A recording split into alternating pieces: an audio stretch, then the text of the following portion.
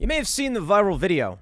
A teenager brutally beating cops in a Manhattan subway station because there's no consequences anymore. The problem with New York, writes the Daily Mail, teen 16 batters cop in Manhattan subway station and is freed less than 24 hours later due to lax bail laws. The data is in, my friends. That's the big story. The data from Redfin showing that people are fleeing blue cities and states and heading to Florida and Texas. Why? Because you don't got to worry about this. You know, I'm seeing all these videos pop up everywhere of people being brutally beaten in the streets in cities like New York and Los Angeles and stuff like that. And I'm like, you know, that's the way it used to be. I went down to Glenn Beck's studio it was a year or two ago. It was a while ago now. And he had these old newspapers up on the wall. And one of the newspapers, like the 1800s newspapers. And I read one, and it was like a dude was hanging out smoking outside of a bar. Another guy walked outside, pulled out his, I guess it was a flintlock or something, put it to his chest and just bam, blasted him in the chest. And it's like, why? No, it was legit. It was like a random crime from back in the day. No reason. See, back in the day, this was the nature of reality, that you could go outside to get a pail of water and a man would just club you over the back of the head and then leave you to die and take your stuff. That's still the case today, but we have a bit more security. Nobody wants to live like that. It's stressful, right? Well, this is what's happening with Democrat policies. And because of it, Redfin is now reporting all of these people. It's new data, right?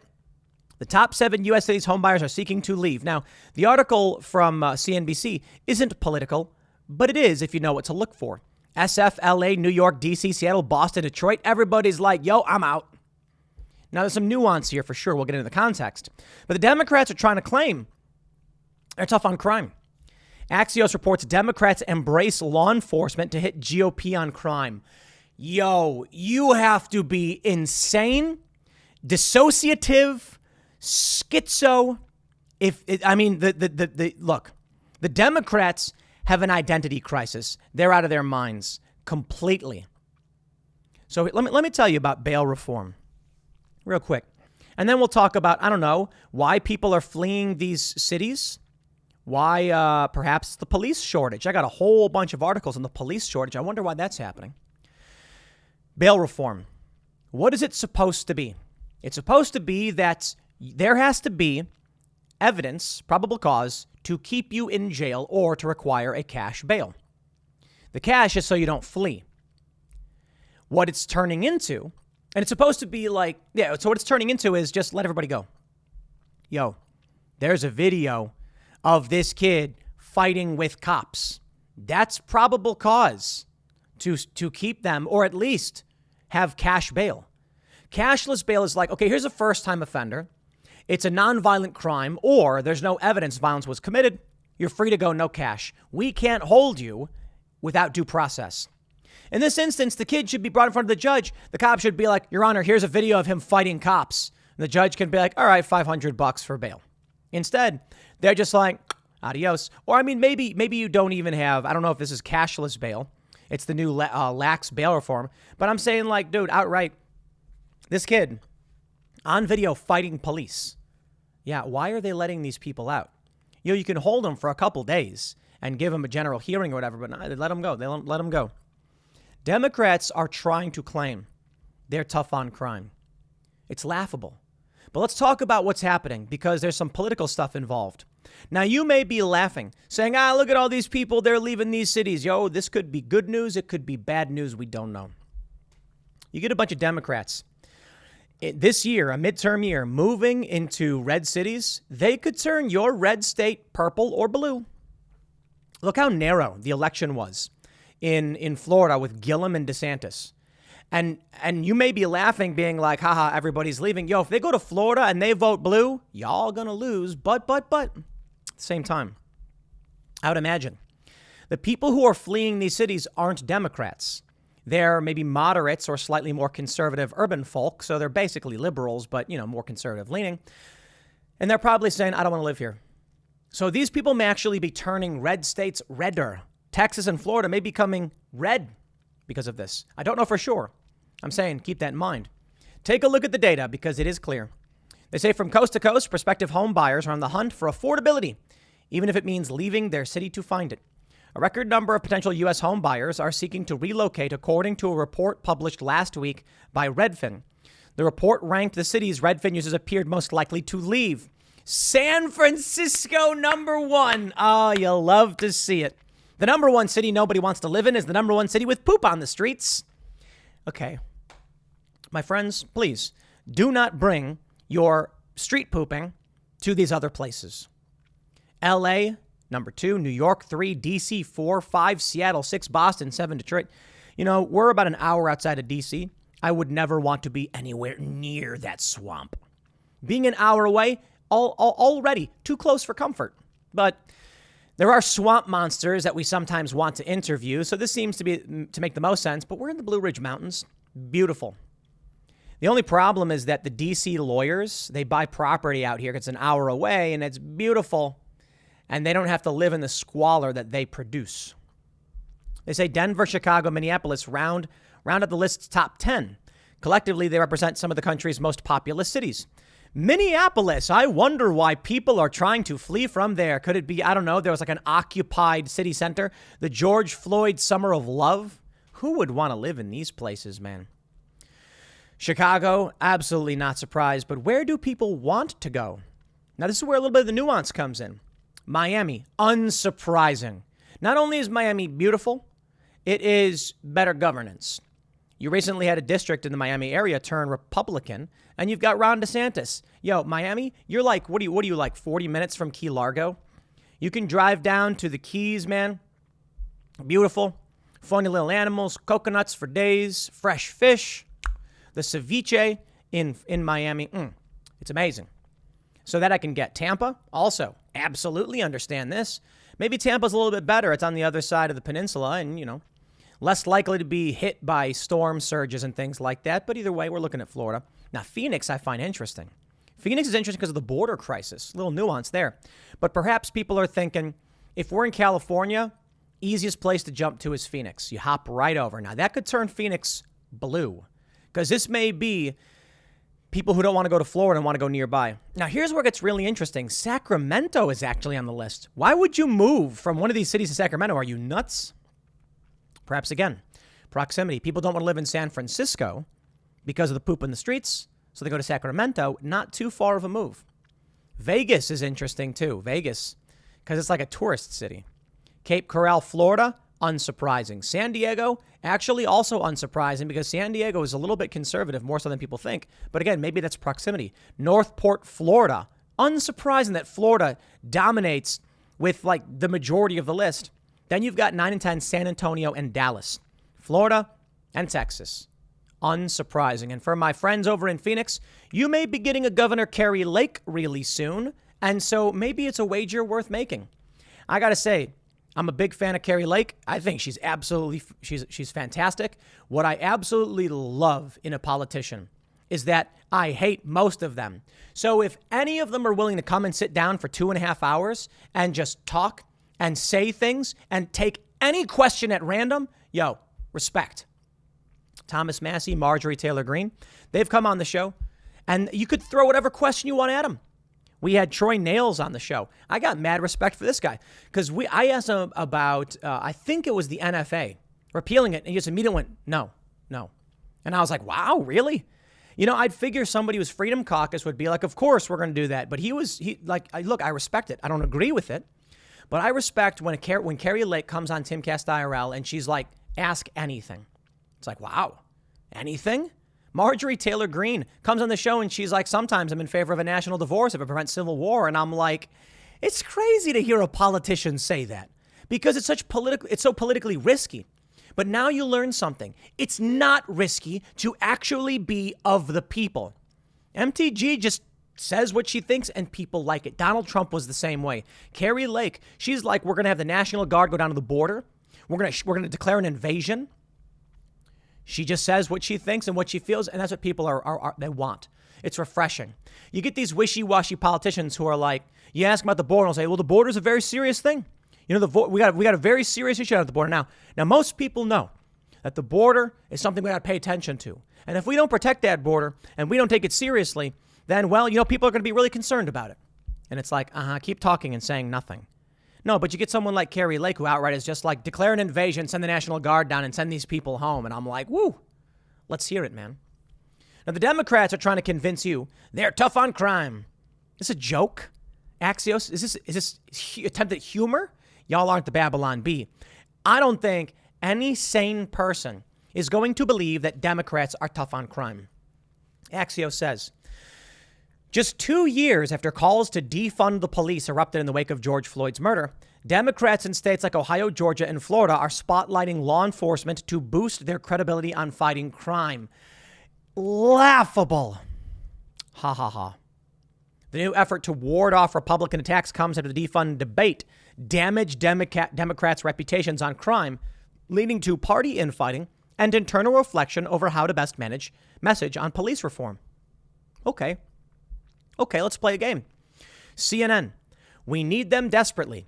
U.S. police departments struggle with critical staffing shortages.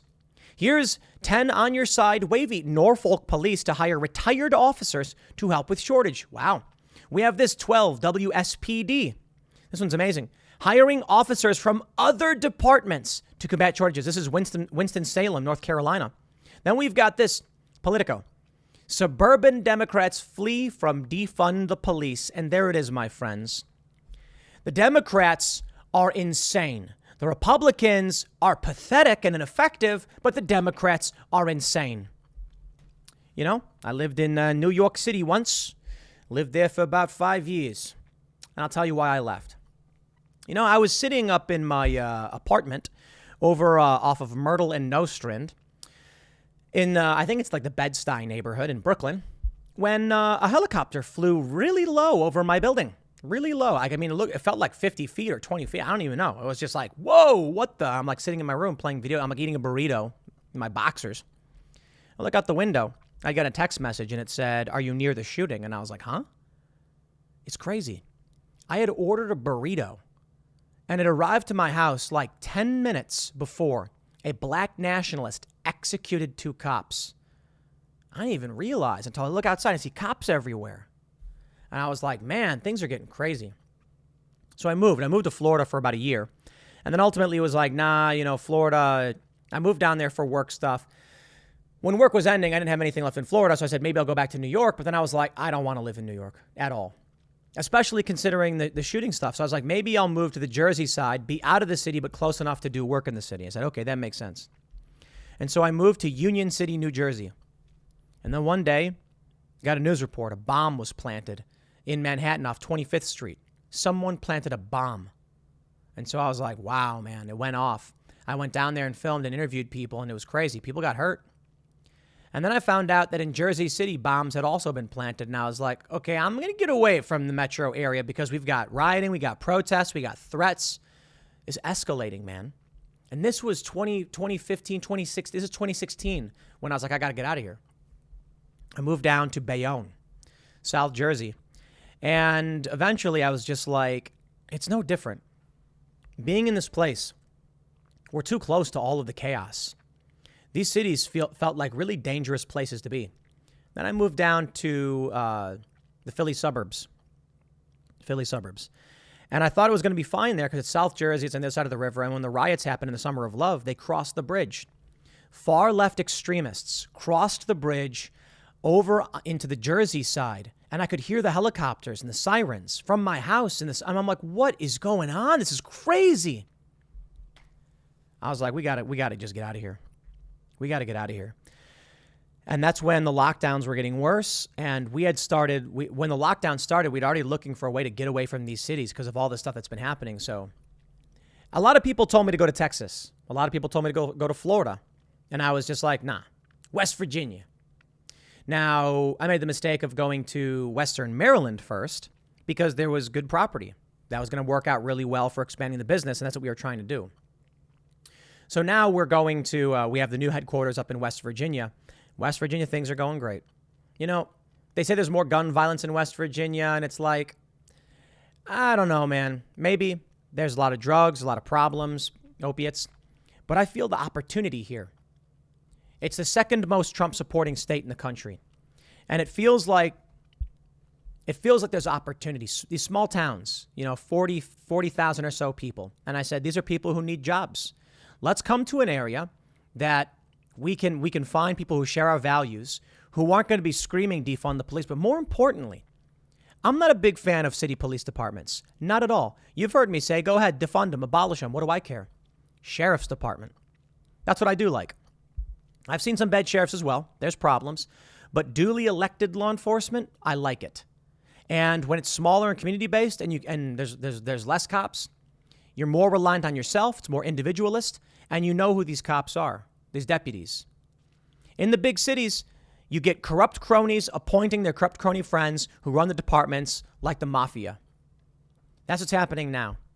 So you know what? Maybe there's no solution for these big cities. Democrats went full on board, and I said, good, fine, so be it.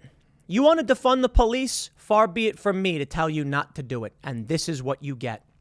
The police departments from Atlanta to Kansas City to Portland are coping with critical staffing shortages and struggling to fill their ranks, from patrol officers to 911 operators, as the warm weather historically portends bursts of violence in many parts of the U.S. Yeah, it's the summer, man.